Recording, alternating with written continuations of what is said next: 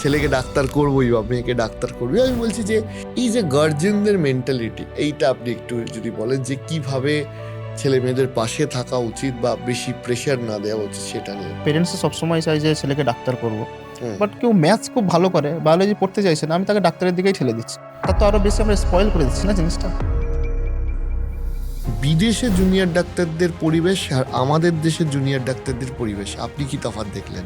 থাকার জন্য মেয়েদের সেফটি নিয়ে কোনো ইস্যু নেই, কেন কি ওখানে একটা অ্যাপ আছে, অ্যাপটা আমরা পেরেন্টসদেরকেও দিই, স্টুডেন্টকেও দিই। তাহলে একটা গার্জিয়ান একটা স্টুডেন্টকে যখন পাঠাচ্ছে ওখানে, পাঠানোর পরে সে 5 বছর কিন্তু অ্যাপে ট্র্যাক করতে পারছে তার ছেলেটা বা মেয়েটা যে ওখানে কোন এক্সামে কত নাম্বার পাচ্ছে। হ্যাঁ, এটা একটা বিশাল বড় অ্যাডভান্টেজ।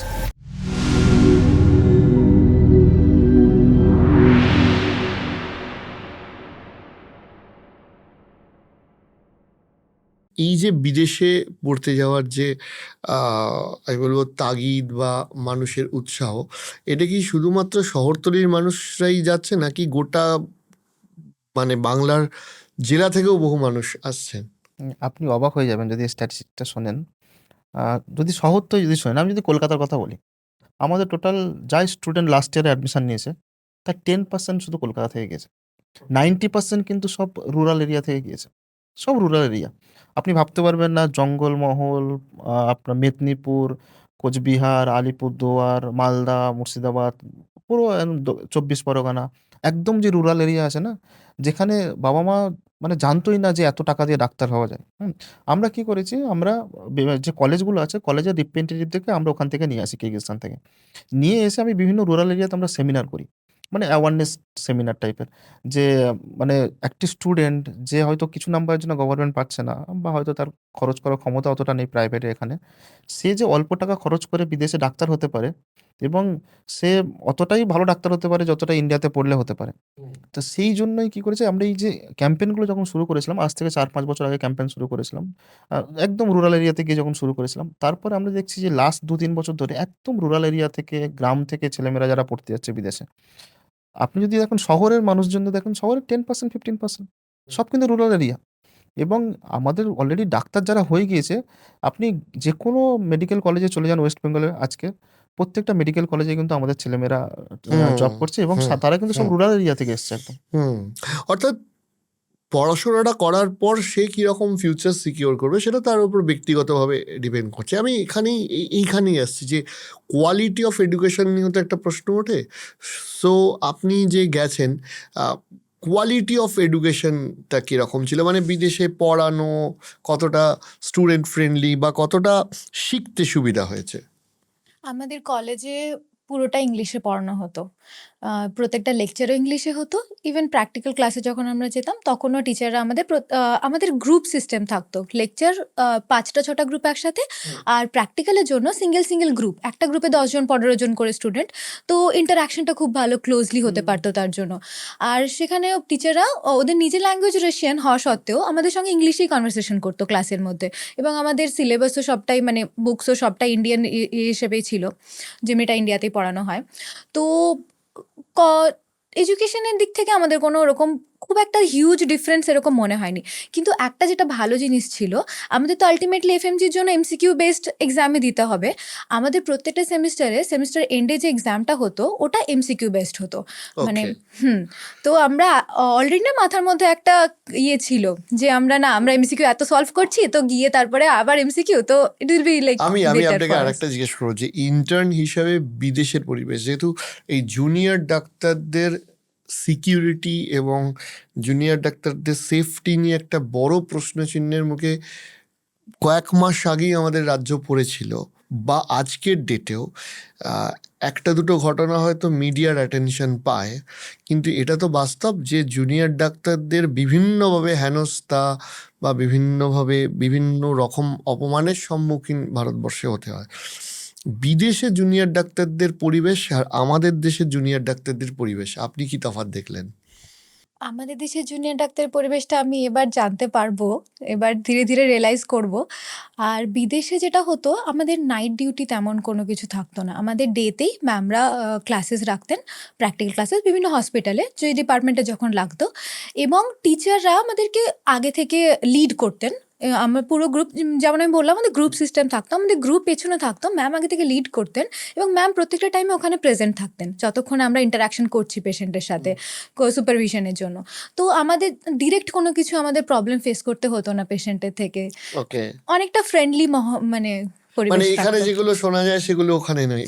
এখানে। পেশেন্টের হ্যাঁ, ওখানে পেশেন্টের মানে পেশেন্টের লোড কিরকম থাকতো? পেশেন্টের লোড ইন্ডিয়া থেকে তো অনেক কম, পপুলেশন হিসাবেই তো ইন্ডিয়া থেকে অনেক কম ওখানকার পপুলেশন, পেশেন্টের লোডও অনেক কম অ্যাট এ টাইম। যেমন মানে এখানে এরকম হয় না, এই ভয়টা নেই তো যে পেশেন্ট মারা গেলে বাড়ির লোক এসে ভাঙচুর করবে? না না না, এটা ওখানকার কালচারই নয় এটা অ্যাকচুয়ালি। এটা বেসিক্যালি আমি ইন্ডিয়াতেই দেখেছি অনেস্টলি। তো থাকার জন্য মেয়েদের সেফটি নিয়ে কোনো ইস্যু নেই, কেন কি ওখানে মেয়ে ফিমেল রেশিও বেশি, মেলে থেকে ফিমেল রেশিওটা বেশি। তো আমরা যখন হস্টেলে বাইরেও যেতাম তখন লাইক অ্যাজ এ গার্ল আমার বেশি প্রবলেম হতো না, ভাইরাস আমার মানে কোনো একটা ছেলে ফ্রেন্ড তার বেশি প্রবলেম হতো। মানে এরকম ছেলে হয়েছে ফ্রেন্ডের প্রবলেম কিসের জন্য হতো? ওরা ইজ লাইক কি কি কেউ ছেড়ে চারিদিকে মহিলাদের ভর্তি, মানে এরপরে আপনার কাছে আপনার আপনার আপনার অফিসে ভিড় বাড়তে চলেছে স্যার, আমরা ওই কলেজেই যেতে চাই। মানে এরকম হয়েছে এই আমাদের ছেলেদের এই গ্রুপ, এই কলেজটা কোথায় একবার বলে দিন। মানে এরকম রিয়েলি হয়েছে আমাদের সাথে, ছেলেদের গ্রুপরা আমাদের রিকোয়েস্ট করেছে যে আমাদের একটু ছেড়ে আয় না হস্টেল পর্যন্ত। এটা হয়েছে? একদম হয়েছে। এক্সপেরিয়েন্সটা একটু বলে এক্সপেরিয়েন্স। মানে আমাদের একটা কালচারাল গ্রুপ ছিল, সেখানে 6 জন ছেলে ছিল। তো আমরা যখন কলেজ থেকে আর বেরোলাম, কতজন মেয়ে ছিল? আমরা 7-8 জন মেয়ে ছিলাম। আচ্ছা আচ্ছা আচ্ছা, তো যখন আমরা মানে কলেজ থেকে কলেজে বেরোলাম, মেল ফিমেল রেশিও নর্মাল আছে ইন্ডিয়ার মতো, কলেজে মেল ফিমেল রেশিও নর্মাল আছে, কিন্তু বাইরে? কান্ট্রিতে হ্যাঁ।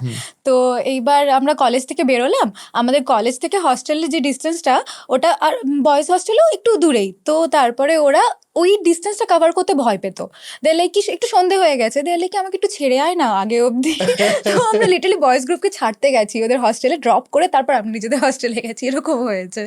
বেসিক্যালি দারুণ দেশ বলবে। মানে মেয়েদের যে সেফটিটা এখান থেকে বোঝা যায় যে মেয়েদের ওখানে কতটা না সেফটি। নিশ্চয়ই নিশ্চয়ই, মানে জোকস অ্যাপার্ট, এটা হওয়া উচিত। হ্যাঁ, আমরা বাইরে বেরোলে তার সাথে লোকাল ছেলেদের সেফটিটাও দেখতে হবে। আমরা বাইরে বাইরে লোকাল যে লোকজন না সবাই ইসফিনেতে মোজনা এরকম করে আমাদেরকে সবাই মানে গ্রিড করতো, তারপরে আমাদেরকে মানে খুব ভালোভাবে মেয়েদেরকে ইয়ে করতো। ছেলেদের সাথে প্রবলেম কিছু হতো না, ইটস জাস্ট দ্যাট কি হ্যাঁ, সাইকোলজিক্যাল।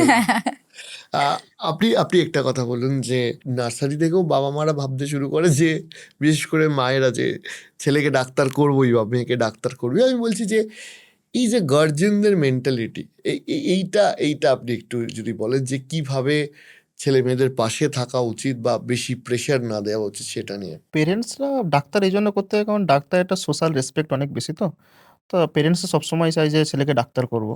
হুম। বাট কিছু কিছু দেখবেন সব ছেলে মেয়ে অনেকে আছে এরকম যে সে হয়তো চাপে পড়ে ডাক্তারিতে এসছে, নিটের কোচিং নিয়েছে, দিয়ে তার আর ভালো তার লাগছে আর না। ভালো লাগছে না, 3 বছর 4 বছর হয়ে যাচ্ছে, তার লাইফটাই হয়তো স্পয়েল হয়ে গেল।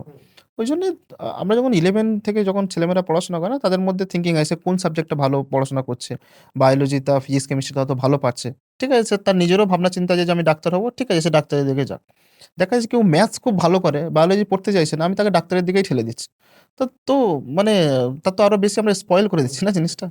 যে যেটা চায় তাকে সেটা দিয়ে করাই উচিত। আচ্ছা, এই যে ধরুন আপনি একজন ডাক্তার হতে চলেছেন, এই যে থ্রু আউট ইউর জার্নি, যে একজন ডাক্তার হওয়ার ক্ষেত্রে তো ভালো দিক প্রচুর আছে, বলে শেষ করা যাবে না, কিন্তু আমি যদি জিজ্ঞেস করি যে সব থেকে প্রেশার বা সব থেকে টেনশনের মুহূর্ত কোনগুলো ছিল, সেইটা কোনটা বলবেন?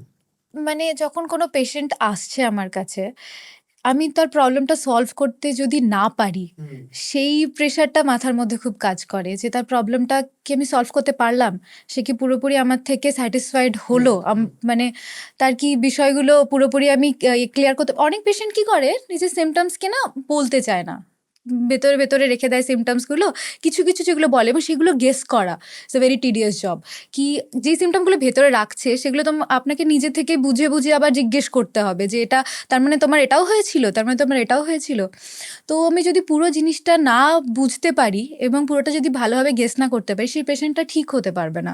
তো সেই ভয়টা সবসময় মাথার মধ্যে কাজ করে যে না, আমাকে পুরো জিনিসটা জানতে হবে। আর একটা জিজ্ঞাসা আছে যে অনেক ছেলে মেয়ে আছে যে একবার বা দুবারে ক্র্যাক করতে পারে না, বারবার নিট দিচ্ছে, সেক্ষেত্রে তো তার জীবনের একটা মোস্ট প্রাইম টাইমে তার একটা সময় চলে যায়, বয়স বেড়ে যাচ্ছে, এই প্রেশারটা তো হ্যান্ডেল করার বা এই প্রেশারটা থেকে মুক্তি পাওয়ার উপায় কি আছে? আমি এটাই এর একটু আগেও বলেছিলাম যে যখন ছেলেমেয়েরা নিট দিচ্ছে না, হয়তো 12 দিল, সেবারে নিট দিল।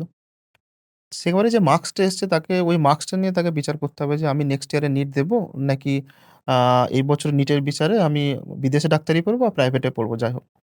যদি তার মার্কস মোটামুটি গভর্নমেন্টের থেকে একটু কাছাকাছি আসে বা একটু হয়তো দূরে এসছে, ঠিক আছে। আরেক বছর সে কোচিং নিতে পারে। কোচিং নিয়ে দেখা যেতে পারে যে হয়তো সে গভর্নমেন্টই পেয়ে যাচ্ছে, সরকারি পেয়ে যাচ্ছে। বাট এমন অনেক স্টুডেন্ট আছে যে হয়তো সরকারি মার্কস হচ্ছে ৬০০ নাম্বার পেলে সরকারি মেডিকেল কলেজে পড়তে পারবে। স্টুডেন্ট ২০০ নাম্বার পেয়েছে। হয়তো আরেক বছর কোচিং নেওয়ার পরে হয়তো সে ৩০০ পেয়েছে। তো এই যে প্রত্যেক বছর যে কোচিং নিতে থাকছে, ফলে একটা টাইম ওয়েস্ট হচ্ছে। আর ডাক্তারি আপনি জানেন তো ডাক্তারি যে জার্নিটা অনেক বড় জার্নি। 5.5 ইয়ার্স এ আপনার ইউজি কোর্স করতে এমবিবিএস কোর্স করতে হচ্ছে। এরপরে ৩ বছর আবার এমডি, এমএস আবার যখন সুপার স্পেশালিটি কোর্স করবে আবার ৩ বছর। ফলে দেখা যাচ্ছে যে ১২-১৪ বছরের একটা জার্নি। তার সঙ্গে যদি আমি আফটার 12 ৩-৪ বছর যদি এখানেই নষ্ট করে দিই, তাহলে আমি একটা ভালো ডাক্তার হতে গেলে আমাকে ১৫-১৬ বছর লেগে যাচ্ছে। ওইজন্য যখন ছেলেমেয়েরা 12 দিচ্ছে, দেওয়ার পরে যে ১ম যে নিট পরীক্ষা দিচ্ছে, সেখানে যদি চান্স পেয়ে যায় তো খুবই ভালো। যদি চান্স না পায়, সে নিজের নাম্বার, নিজের মার্কস দেখে এনালিসিস করতে পারবে যে তাকে আল্টিমেটলি কত বছর কোচিং নেওয়া উচিত কি উচিত না। বা যদি সে মার্কস যদি মোটামুটি নাম্বার পেয়ে থাকে, তাকে বিদেশে তো অপশন আছে তার কাছে। বা এখানে যদি ভালো নাম্বার পেয়ে থাকে, গভর্নমেন্ট কলেজ পরের বছর করতে পারে। হুম। অর্থাৎ সময় এবং বুদ্ধি বিবেচনা করে করা উচিত। ফাইনালি আমি আসি যে যদি আপনাদের কাছে কোনো স্টুডেন্ট আসে, তাহলে আপনারা কি কি বিষয়ে গাইড করেন? শুধু কি ভর্তি, নাকি তারপরেও গার্জেনরা আপনাদের থেকে হেল্প বা সাজেশন পায়? যখন স্টুডেন্ট আমাদের কাছে আসে, অ্যাডমিশন করানোটা আমাদের সবথেকে ডিফিকাল্ট কাজ নয়। অ্যাডমিশন করানোটা সবথেকে ইজি কাজ। স্টুডেন্ট আসলো, তার যেমন বাজেট আছে বা তার যেমন আ চাহিদা আছে, কোথায় সে অ্যাডমিশন তার একটা ১ম প্রি কাউন্সেলিং হয়। হুম।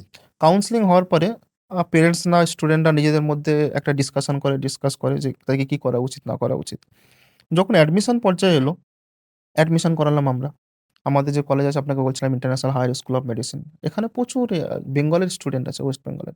ওয়েস্ট বেঙ্গলের আপনি প্রত্যেকটা ডিস্ট্রিক্ট থেকে এখানে স্টুডেন্ট পাবেন। ডিস্ট্রিক্ট শুধু না প্রত্যেকটা আপনি মানে ব্লক থেকে স্টুডেন্ট পাবেন। এত স্টুডেন্ট এখানে পড়ছে আমাদের কিরগিজস্তানে। 2nd নাম্বার হলো যে স্টুডেন্ট অ্যাডমিশন নেওয়ার পরেই কিন্তু আমাদের যে ডিফিকাল্ট কাজগুলো শুরু হয়। কারণ আমরা স্টুডেন্টকে অ্যাডমিশন আগে বিভিন্ন কমিটমেন্ট দিয়ে থাকি। যে তোমরা ওখানে গেলে তোমাকে আমি ইন্ডিয়ান ফুড দেবো। তোমাকে সেফটি আমাদের হাতে, আমরা তোমাকে সেফটি ওখানে ব্যবস্থা করব। তোমার কোনো কিছু অসুস্থ হয়ে গেলে সেগুলো আমাদের খেয়াল রাখতে হবে। পুরো সিস্টেম একটা আছে। পুরো 5.5 ইয়ার্স এর জার্নি একটা আছে। ফলে স্টুডেন্ট অ্যাডমিশন নিল। অ্যাডমিশন নেওয়ার পর যখন ও গেল ওখানে, ওখানে যাওয়ার পরে আমাদের ওখানে যে হোস্টেল আছে পুরো ইন্ডিয়ান হোস্টেল আছে। ওখানে যে ফুড আছে পুরো ইন্ডিয়ান ফুড আছে এবং ওখানে যে অ্যাডমিনিস্ট্রেটিভ আছে কলেজে সেও ইন্ডিয়ান আছে। ফলে স্টুডেন্টের একটা কনফিডেন্স বিল্ড আপ হয় যে আমি তো আমার নিজেদের লোকেদের সঙ্গেই আছি। আমার নিজের এলাকার ছেলেদের সঙ্গেই আছি। ফলে তার মধ্যে একটা মানে টেনশন কাজ করে না যে আমি বিদেশে আছি, আমি কিভাবে পড়াশোনা করব, হুম। এখানে খাওয়া-দাওয়া কিভাবে হবে, কিভাবে ট্রাভেল করব। এই যে টেনশন যেগুলো হয় সেটা তার মধ্যে কাজ করে না।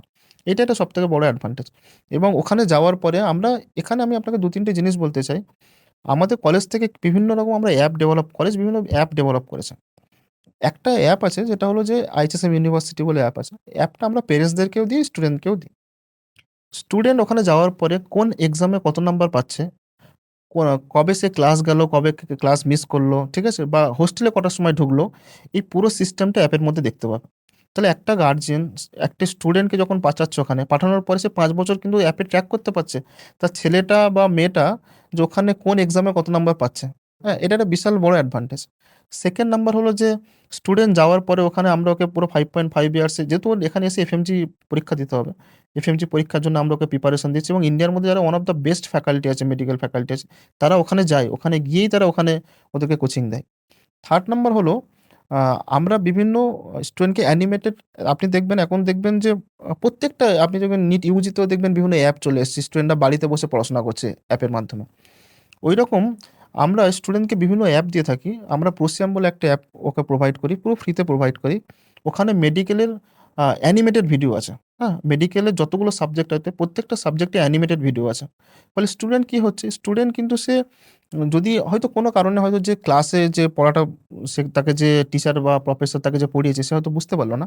সে রুমে এসে কিন্তু সে আবার অ্যানিমেটেড ভিডিও দেখে জিনিসটা তার কনসেপ্টটা ক্লিয়ার হচ্ছে।